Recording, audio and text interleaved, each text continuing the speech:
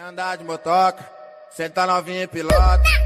Quer andar de motoca, senta novinha e pilota. Quer andar de motoca, senta novinha e pilota. All your secrets, if you really look at yourself, you would be speechless. What happened to being doctors and teachers?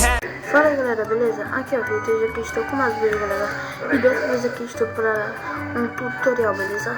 Como vocês podem ver aí no título do vídeo, como baixar vídeos direto do YouTube. Bom, essa maneira você vai pegar para computadores, beleza? Bom, mas bora lá, você vai escolher um vídeo, vou escolher esse qualquer mesmo, velho. Não apareceu uma mão assassina na minha cabeça, aí eu botei aqui. Bom, você vai dar um pause, vai vir aqui no link do vídeo.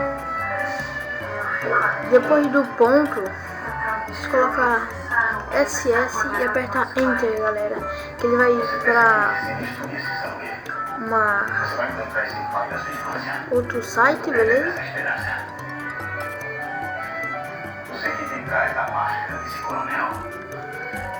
Eu não vou encontrar ninguém. Vai depender muito dessa internet, tipo, se baixar rápido, beleza?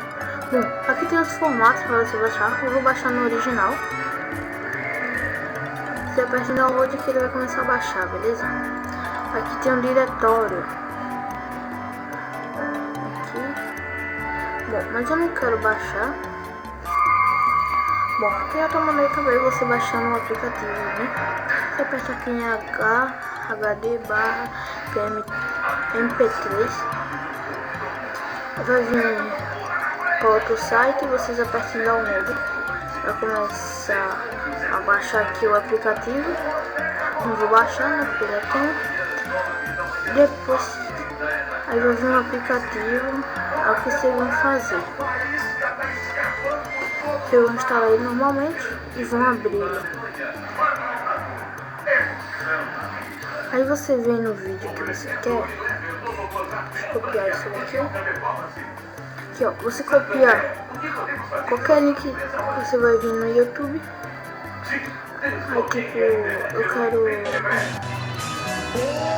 outro vídeo. Aí vou apertar nele, copio o link que vai vir pra cá. Aqui tem esse formato também. E depois só apertar em download. Isso galera, obrigado por ter até agora. Valeu, falou e fui. Tchau.